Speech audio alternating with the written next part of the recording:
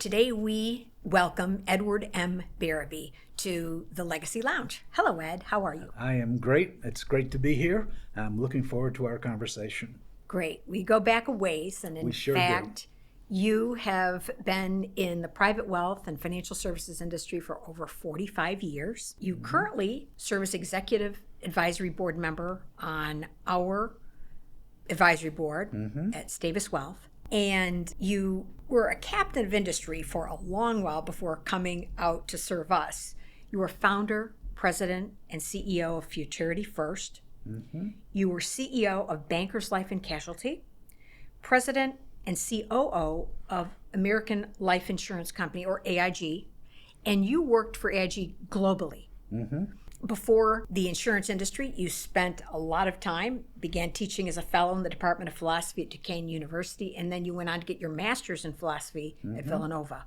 And during your career, you've also been involved in a lot of not-for-profit organizations, most notably the Alzheimer's organization, where you served as the chair and head of the board's executive committee. And most importantly, of course, while in Houston as the manager of Cigna Financial Advisory Services, you hired Deborah Stavis. I certainly did. One of the highlights of my career. Highlights. And you hired me as a rookie financial advisor.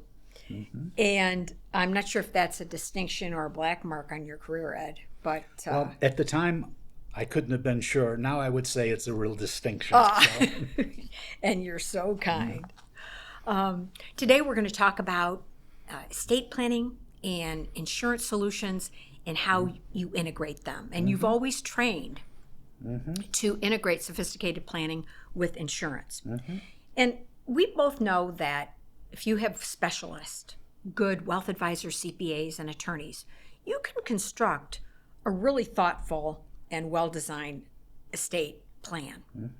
But the insurance is not always as integrated as one might think. Can you speak to that? Sure. Yes, I think when you deal in wealth management and estate planning for high net worth people that are going to have estate taxes to pay, my experience is that even those people that have the best estate planning professionals doing their planning, they focus on the distribution of assets when they die, making sure the kids and grandkids get them in the most appropriate way, having the right kinds of wills and trusts. They even go so far as to do a lot of what I would call estate tax reduction planning. So these professionals will calculate the taxes that will be due today or likely due at life expectancy, find all sorts of ways to try to reduce those taxes. But then what they don't do, and there are probably a variety of reasons why, but the thing that they don't do is then follow that up with an estate tax payment plan. Because it's one thing to calculate estate taxes and find all sorts of ways to reduce those taxes, but there are still taxes to pay, and there are different ways to pay taxes, some much more effective than others. And unfortunately, the estate tax payment planning is an often overlooked part of an overall estate plan. And so that's where all the work that I did in those various companies, we wanted to focus on supplementing the estate planning that was done by good estate planning attorneys with an estate tax payment plan. And often that involved life insurance. And so that's why there's a real connection between an estate tax payment plan and life insurance.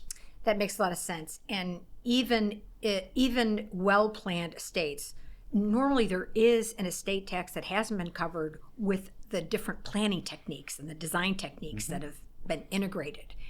And unless you give everything away, there's generally speaking going to be a tax. And you've spoken a lot about the importance of the payment of estate taxes being tax exclusive versus tax inclusive. And maybe we could talk a little bit about the life insurance trust, but you've always maintained that, and whether it's insurance or not, right, you want to use tax exclusive assets. Can you explain that? right. I think the simplest way to explain it is that you want to pay taxes with assets that are not themselves subject to tax. So, for example, in a gifting program, that is tax exclusive. If I gift $10 million to a trust for my children and grandchildren, the $10 million I gift while I'm alive, I have to pay a tax on that gift. But it's not part of the gift. I gift 10 million, the 10 million goes into the trust. Separate from the 10 million, I pay the gift tax. In an estate situation, that's not what happens. In an estate situation, if you don't have an estate plan and you're worth $100 million and the tax is $35 million, the $35 million that you're using to pay the tax on the 100 is itself part of the taxable estate. So it just compounds the tax problem. You're paying tax. You're paying tax you're paying tax on the money you're using to pay the tax. And no one wants to be in that situation if you can avoid it. Right. And so that's why a good estate tax plan will find ways to have estate taxes paid by an instrument or a trust that's established out of the estate so that the money in that trust is not taxed at death, but is available to pay the tax. So you essentially pay the estate tax the same way you pay a gift tax on a tax exclusive basis. Yeah, very important. Great explanation. And, we know that people do go through a number of design techniques as we do. We always try to winnow the tax down as much as possible. But then when there is tax left, it's also a matter of timing. I don't think people recognize how quickly the estate tax has to be paid. Mm-hmm. Well, estate taxes have to be paid within 9 months of death. And when we do an estate tax payment plan, we look at the various options available to pay the tax. I mean, you can use cash or investments. You can target assets. You could be in a situation where you're forced to sell assets, real estate, a business concern. Some people are in a position where they have to borrow. And then the other way, which most often is the most cost-effective way, is to pay the taxes with insurance, life insurance, in an irrevocable life insurance trust. And when you do that, you are providing optionality to the estate because you're not forced to liquidate those assets in maybe a for sale or discounted price, right, because you don't have time to pay the tax. It's that 9-month time frame. Having insurance available in a trust outside the estate to pay taxes avoids any need for a forced sale. But it's also, I don't want to have someone lose sight of the fact, it's also just the most cost-effective way. Whether you have real estate or a business interest or a partnership interest or not, you still, setting insurance up in a trust to pay taxes is far and away the most effective way. One of the challenges or problems is not everybody qualifies for insurance. Right. So you have to determine whether insurance is available. And how do you determine if the insurance is available? Well, we usually get people examined and we go through an underwriting process and determine both whether they can get insurance, whether they qualify medically, and also how much insurance is available to them from a financial underwriting standpoint.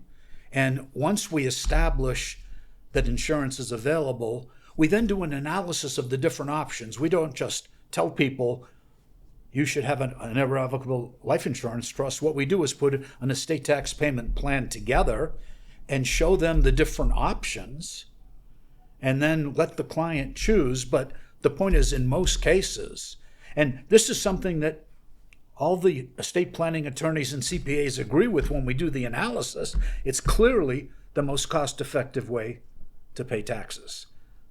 Yeah, but doesn't just the idea of insurance have a bad rap, Ed? It sure does. It sure does. I mean, why do you think that's the case? It's clearly, for me, it's clearly understandable. the fact is, we grow up on the basis that insurance is something that people need when they don't have the money or assets to take care of their family if they die prematurely. Now, we're talking about people that are worth 30, 50, 100, $300 million.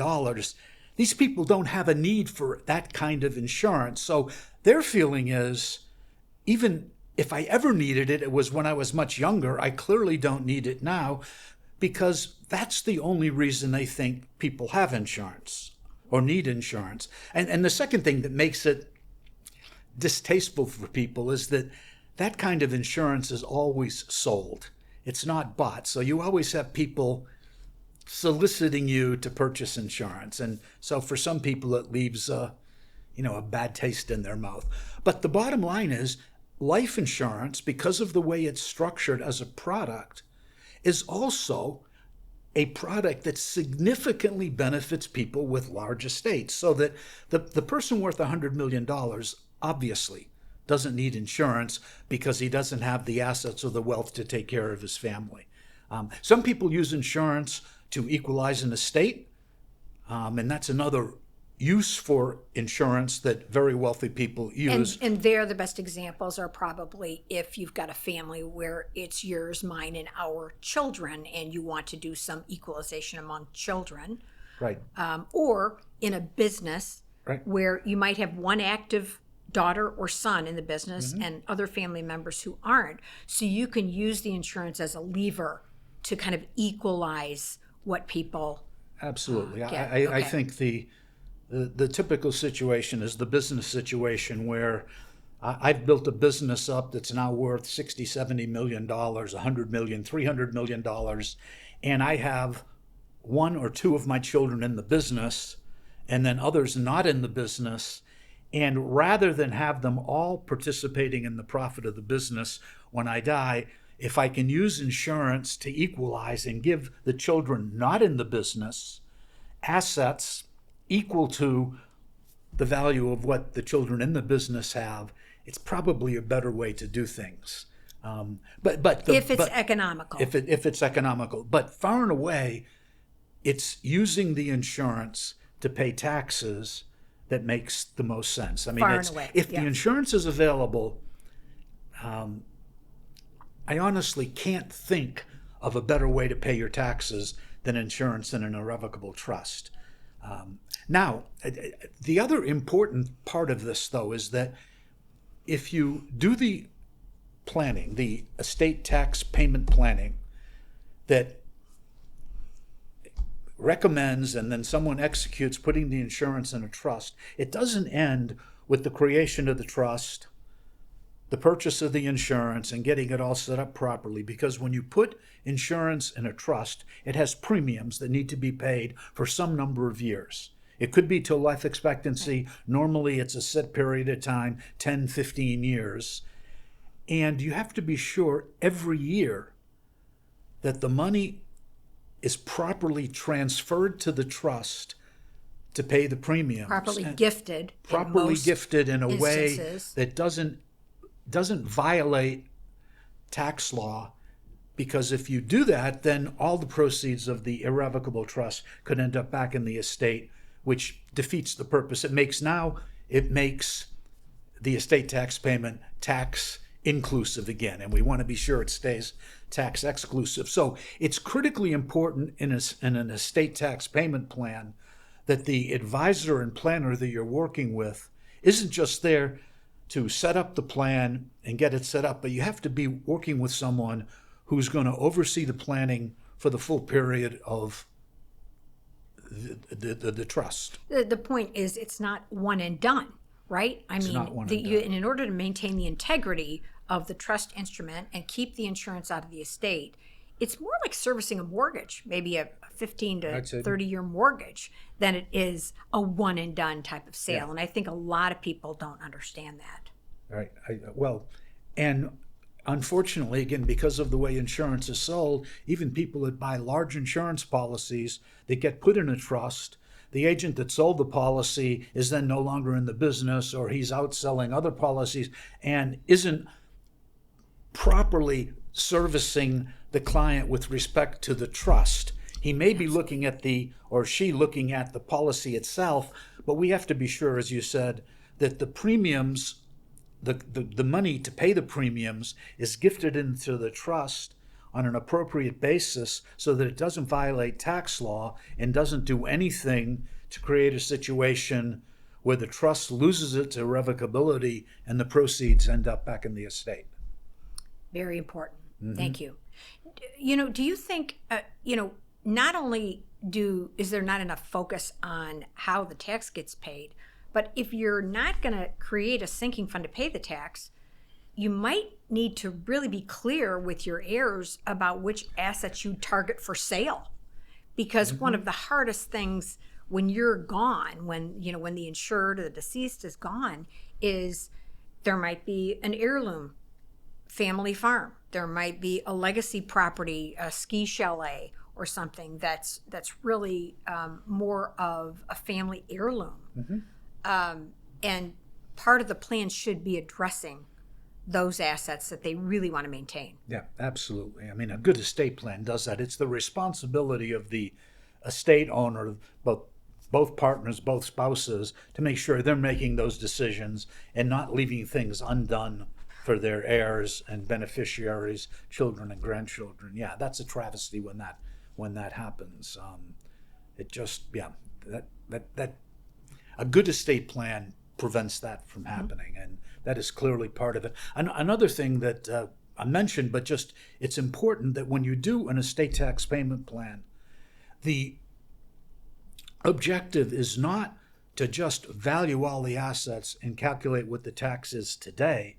It's to value all the assets, look at the growth of those assets, how you expect them to change over time, so that you have an approximate value of the estate at life expectancy.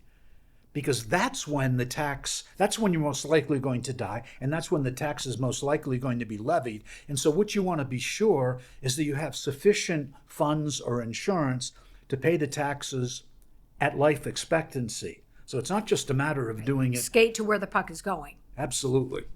For sure, and there'll be discrepancies maybe about what rate of growth you're going to use. But if you use 0, you're going to wind up being very short-ended on the amount that's needed. Right. And another objection that we hear is, well, not only are we not sure about the size of the estate, but we're not sure what the estate tax laws are going to be, so maybe there won't be any estate tax laws. And my answer to these people is that's highly unlikely, but a possibility. But if you do all this planning and there are no estate taxes when you die, your heirs just get all the proceeds of that trust in addition to your estate. So it's not as if anybody loses anything. Yeah, it's not a zero-sum game. They're going to get that insurance, whether the taxes are high, low, or... If the government, again, it's highly unlikely. In the U.S. now, we have debt in excess of $35 trillion. So it's unlikely we're going to eliminate tax revenue sources. But even if it happened, though, right, that $30 million in the irrevocable life insurance trust that's there to pay the taxes that would go to the government, if the government got rid of taxes, then it's there to go to your heirs. It's still inures to the benefit of your kids. Absolutely. And grandkids. And, sometimes when we run those numbers and we show clients how to compare investment return versus properly structured insurance in an irrevocable trust, they're surprised. Absolutely. We do something called the economics of life insurance, because that's another key and understandable objection people have. Insurance doesn't make sense. So if I'm going to live to life expectancy and I'm going to gift money into a trust, maybe I should just gift it into the trust and invest it. Why don't I just gift and invest? And we do an analysis that shows exactly what happens and what rate of interest those investments would have to earn in order to exceed the life insurance proceeds. And ignoring the fact that if death occurs any time earlier, obviously the insurance is better. But But even at life expectancy, I mean, we analyze this because it's part of the something, economics absolutely, of life and insurance. it's a legitimate question and concern people have is, does it really make sense economically to do this? And if it doesn't, you shouldn't do it. But the leverage and opportunity comes from the fact that you have income tax-free compounding of these assets. And if properly structured outside the estate in a trust, you avoid both income and estate taxes. And I don't think people recognize sometimes the importance of that. And I think that's it right. can be measured. Mm-hmm. And sometimes it's not economical, but then it's generally based on health. Right. Sometimes it's not available, or it's available, but the premiums are so expensive that when you do the economics of life insurance, it doesn't make sense. And in those cases, you have to look at alternatives, and the alternatives aren't as good as the insurance, but if the insurance isn't available, then you go with the next best alternative. And some people do think that you can buy insurance anytime. In other words, if they want it, it's just like any other product. They can go out and buy it. But that ain't necessarily so, right? Well, first of all, the question of your health. So your health is good today. We don't know how it's going to be in the next 5 or 10 years. And the other thing, as you get older and less healthy, the insurance becomes more expensive to the point at which it becomes prohibitively expensive. So, in other words, the insurance company might rate it. And so obviously the younger you are and the healthier you are, the more economically and again, feasible we can it do is. the analysis to say, making the assumption, okay, you could buy the insurance today. We'll assume you stay in great health for the next 5 or 10 years, and you can buy the insurance in 5 years or in 10 years. And we can show that if you're going to buy the insurance, you're better off buying it today. It's more cost effective to buy it today. Mm-hmm. There are situations where someone says, I get it, I can't buy it today because I'm not selling the business until 2 years. I don't have the funds to make the gifting into the trust. And so maybe there's reasons why you have to wait. But even then, we can use a form of insurance called term insurance to get that in place and then convert it to a guaranteed death benefit, permanent form of insurance later. But kind of a transition plan. If you need to. If you need to. But for people who think, I'm going to be healthy, why buy it today? Why don't I just wait and save 5 years of premiums? Well, we can do the analysis. I mean, if that's the case, you could do it. But when you wait 5 years, the premiums have become so much more expensive that it makes the insurance not as cost effective as it would have been had you bought it today. I think the misnomer is that people think that, yes, prices of insurance go up. They just go up with inflation like everything else. But that's not the whole story. No, well, the price of insurance goes up as you get older because you have less time to pay before you die. So, I mean, the closer you get to your life expectancy, even if you're healthy, the more expensive the insurance is. Yep. It doesn't have anything to do with inflation. And with a couple, it's not just one person's health. It might be better to look at joint and survivor, right? Well, which insures 2 lives. Absolutely. Or it could be just one. That's right. I mean, that's another thing we haven't mentioned is that even for people who decide, yes, and I see that it makes sense, let's set up an irrevocable trust and put insurance in, then you've got to determine the appropriate kind of insurance with the appropriate premium payment plan. And there's a variety of different choices there now. And looking at guarantees of the death for, benefit. For me, clearly, if you're setting up an irrevocable life insurance trust to pay taxes at your death, then you want it to have a policy that has a guaranteed death benefit. That's the whole purpose for doing it. So you don't want to be surprised later that the death benefit, for whatever number of reasons, has been decreased. So you want a guaranteed death benefit. You want to know exactly how many premiums you have to pay for how long to secure that benefit. And then you can choose different types of products. Mm-hmm. And some of those depend on the interests and the risk tolerance of the estate owner. In the wealth management industry, some advisors are moving away from insurance as part of their offerings, and having to do with regulatory requirements. So requires a little bit more to satisfy both FINRA and the SEC, maybe even dropping their life insurance licenses. What do you think the advantage is to being able to offer insurance as part of a holistic plan and having the people that are doing your planning be qualified in the life insurance area? Well, I think it's critical. I mean, there are clearly firms that specialize in asset gathering, investment management, and many of those firms, perhaps most of those firms, do not get involved in life insurance. And there's a variety of good reasons why they don't.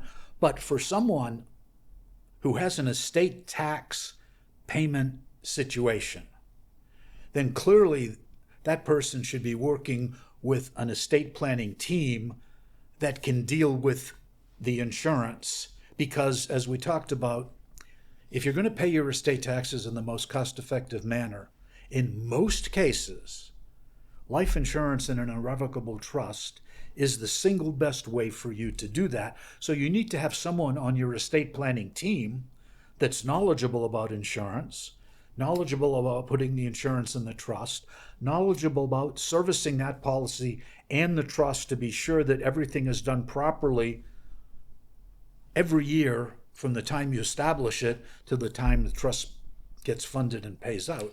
And with insurance, just like investments, things change. And the rate of change, just in terms of what people can invest in the cash value in today's life insurance, all of that changes. So it's not one and done. I think insurance used to be fairly simple. But would you say, that really there's a benefit to being in the insurance industry every day if you want to know what's going on?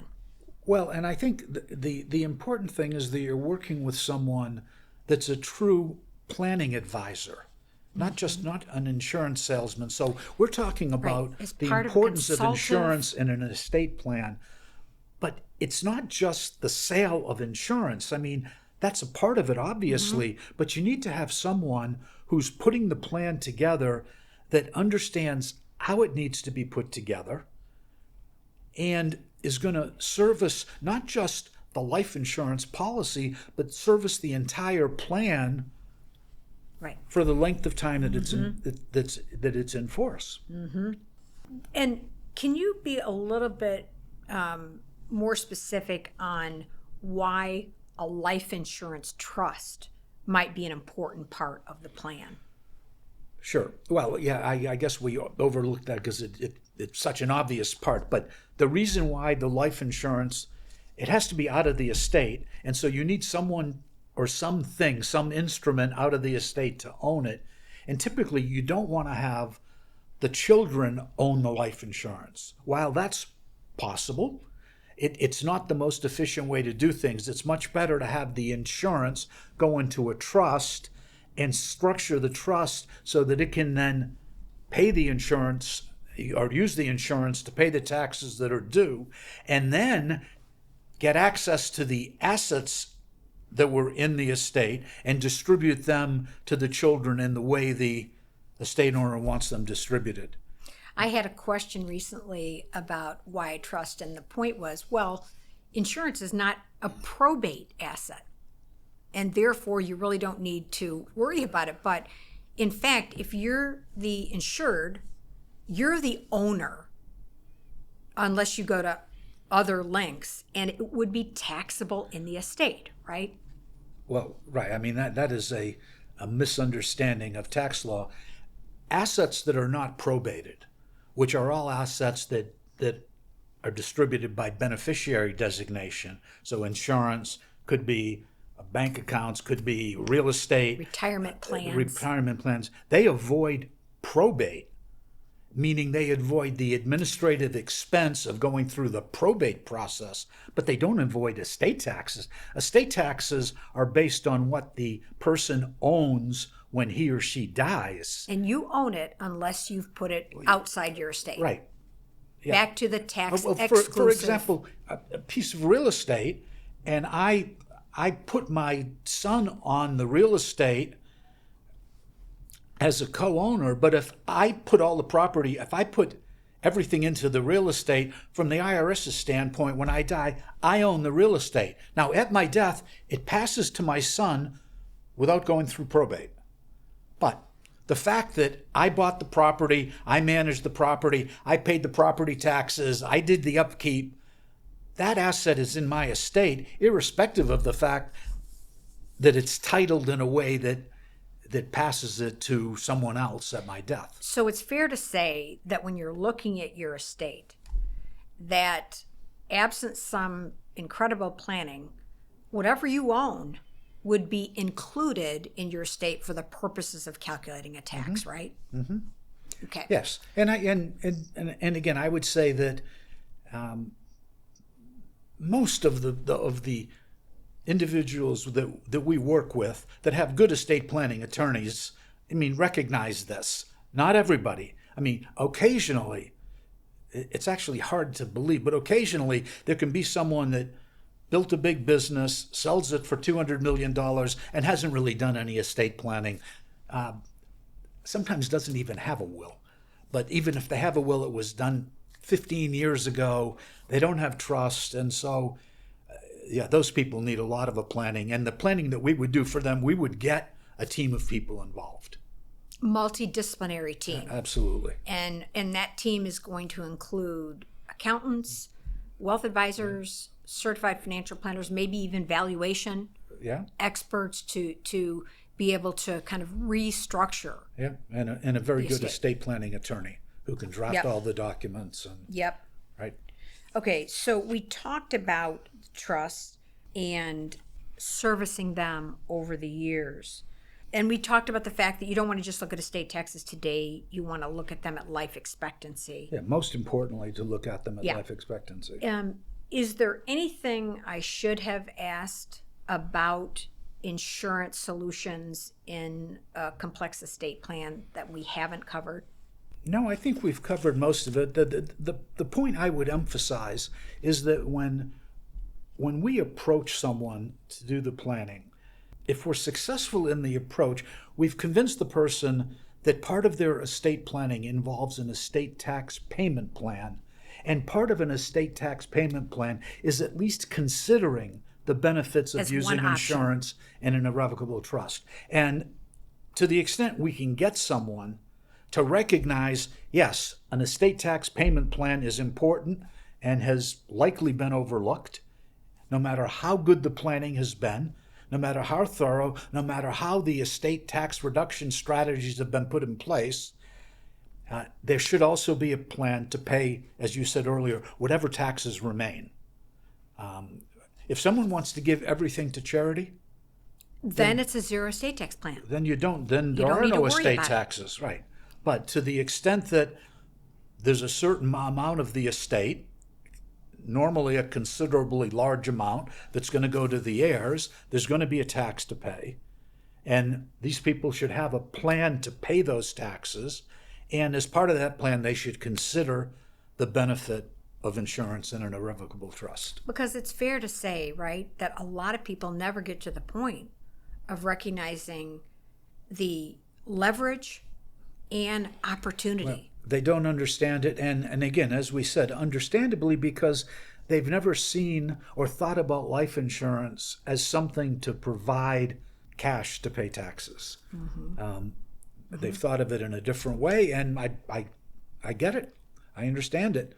But that's why that's our response. That's what we need to do, is at least get them to consider, because once they look at the numbers, if the insurance is available, when they look at the numbers, it's pretty compelling that insurance makes a lot of sense. And they want to make a good business decision. Absolutely. They just don't always get that information. Their goal is to maximize what they're able to transfer to their heirs. Exactly. Just not to lose sight of that. That Right. It's all about not losing assets that you've worked your lifetime to build, and sacrificing those to unnecessary taxes. Absolutely. So very helpful.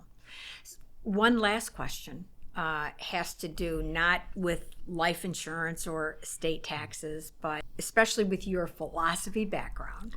Mm-hmm. You've gotten a lot of advice through your lifetime. And is there any piece of advice, either the best you've gotten or the worst, that really resonates with you? Well, I think, I don't remember. Well, maybe even good versus bad advice here.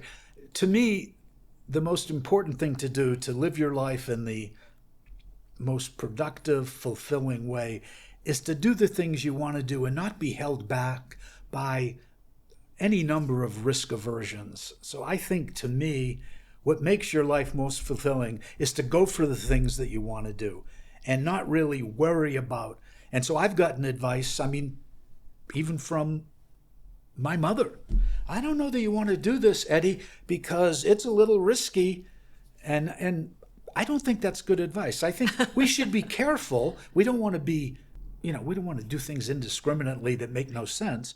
But all too often I see people sacrificing for risks that are not likely to even happen. And so to me, I think what you want to do is live your life in the most productive, positive way. And that means doing the things that you want to do and enjoying life and enjoying your family and enjoying travel and doing all those kinds of things, as opposed to holding back because you're afraid of things. I love that. Living life to its fullest. Living life to its fullest. Not letting fears, rational or irrational. You have to measure twice and cut once on some things, but I think that's right. And I would emphasize, okay, everybody shouldn't be impacted by irrational fears. We can all agree with that. But I think it's the rational fears that sometimes get in people's way because, we live in a world where there are lots of fears. I have just little anecdote. My children know that I live right outside of New York, and they live in the Midwest. And they're always telling me, Dad, I'm not sure you should go on those subways in New York. There's people dying in those subways all the time. And now maybe that's irrational. I would say that's more an irrational fear. While, yes, people die on subways, but it's like 1 in 10,000. It just doesn't, you can't live your life that way. And living in fear. Living in fear. Yeah. So I think, great. Yeah, living a fearless life is a good thing to do. Yeah. Well, it was wonderful, as I had thought it would be, to talk with you today. Thank you for years of mentorship and great advice. Well, thank you. It's been a pleasure for me to talk with you, and working with you for the past 40 years in a whole variety of roles where you worked for me. Right. And then I mentor you, and to this point now, it's really been wonderful for me as well. So Circle of life. Thank you, Deb. Thank you, Ed. Have a great evening.